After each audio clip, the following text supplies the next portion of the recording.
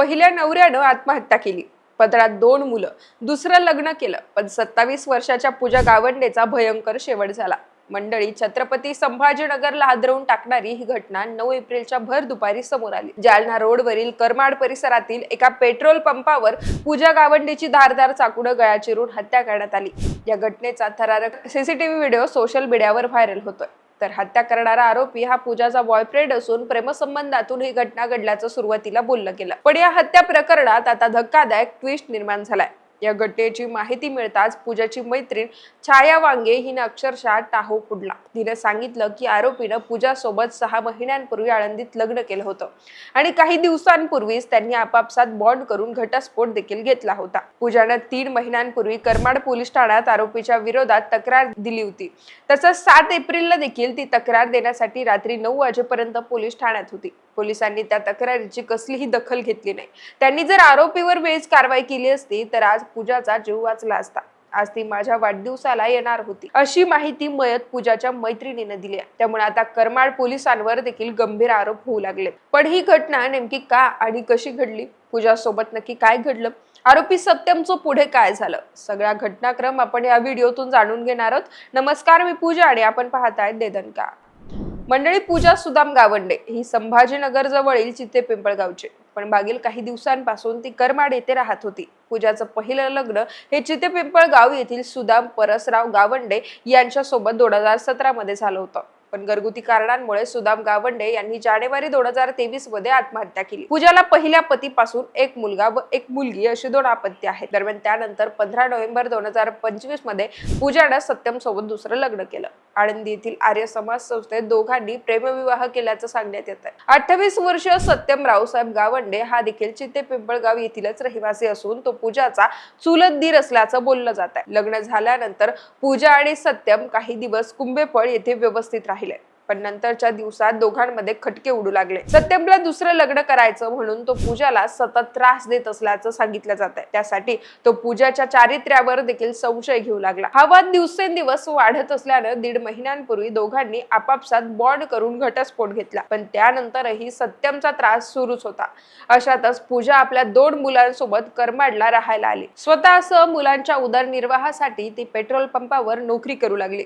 करमाड परिसरातील शिवसमर्थ या Indian oil petrol पंपावर पूजा कामाला लागली होती. दरम्यान गुरुवारी 9 एप्रिलला सकाळी 9:30 वाजता ती नेहमीप्रमाणे पेट्रोल पंपावर कामासाठी आली होती. पंपावर ड्युटी सुरू असताना दुपारी अचानक सत्यम गावंडे त्याच्या मोटारसायकलवरून त्या ठिकाणी आला. पंपाच्या स्टँड जवळच त्यानं आपली मोटारसायकल उभी केली आणि पूजाला पकडलं. पूजानं त्याच्या हातातून सुटण्याचा प्रयत्न केला, पण सत्यमनं लगेच सोबत आणलेला धारदार चाकू काढला आणि पूजाचा गळा पकडून आधी तिच्या पाठीवर वार केले. त्यात पूजा जमिनीवर कोसळताच नराधम सत्यमनं तिचा गळा चिरला. तर ही घटना घडत असताना अचानक महिलेच्या ओरडण्याचा आवाज आल्यानं पंपावरील केबिन मध्ये बसलेले बबनराव मुळे हे तात्काळ बाहेर आले. कर्मचारी पूजावर एक जण चाकूने सपासप वार करताना दिसल्यानंतर मुळे यांनी पूजाला वाचवण्याचा प्रयत्न केला. ते तिच्याकडे धावले, पण त्यांनी आरोपीला पकडण्याचाही प्रयत्न केला, पण आरोपीनं चाकू दाखवत मुळे यांचाच पाठलाग केला. नंतर आरोपी कमरेला चाकू खोचून त्याच्या मोटारसायकलवर पळून गेला. मंडळी, हत्येचा हा सगळा थरार पंपावरील सीसीटीव्हीत कैद झाल्यानं घटनेनंतर हा व्हिडिओ सोशल मीडियावर व्हायरल झाला. दरम्यान सीसीटीव्ही वरून आरोपीनं आधीच रेकी केल्याची ही धक्कादायक माहिती समोर आली. पूजाची हत्या करण्यासाठी सत्यम सकाळीच पेट्रोल पंपावर आला होता, परंतु पंपावर गर्दी असल्यानं त्याला संधी मिळाली नाही. पण दुपारी पंपावर गर्दी नसताना त्यानं पूजाला गाठलं आणि गळा चिरून तिला निर्घुणपणे संपवलं.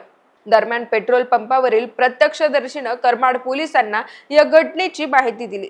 त्यावर पोलिसांनी घटनास्थळी धाव घेत घटनेचा पंचनामा केला. रक्ताच्या थारोळ्यात पडलेल्या पूजाला अँब्युलन्सद्वारे घाटी रुग्णालयात दाखल केलं, पण त्या ठिकाणी डॉक्टरांनी तिला तपासून मृत घोषित केलं.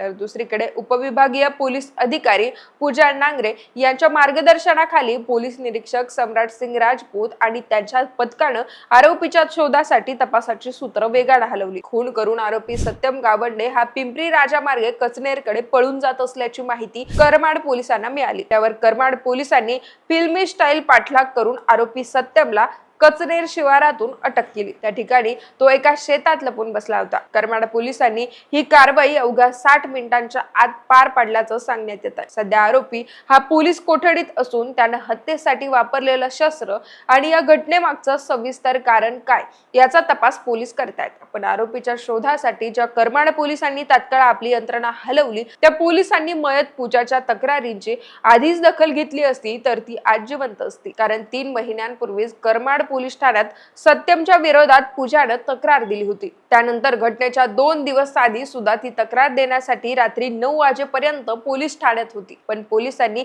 कसलीही दखल घेतली नाही आणि आरोपीवर कारवाई सुद्धा केली नाही, असा धक्कादायक खुलासा पूजाच्या मैत्रिणीने केलाय। त्यामुळे या घटनेला करमाड पोलीसच जबाबदार असल्याच्या चर्चा आता रंगल्यात। बाकी पोलीस तपासात या प्रकरणाला आणखी काही वेगळं वळण मिळतंय का ते पाहणं महत्त्वाचं असणार आहे। पण सार्वजनिक ठिकाणी थेट हत्या करण्याची आरोपींची हिंमत नक्की होतेच कशी? कायदा व सुव्यवस्था आहे की नाही, असे संतापजनक सवाल आता नागरिकांकडून विचारले जात आहेत। बाकी या घटनेवरील तुमची मतं आणि प्रतिक्रिया आम्हाला कमेंट्सच्या माध्यमातून कळवा आणि देदानकाला सबस्क्राईब करायला विसरू नका।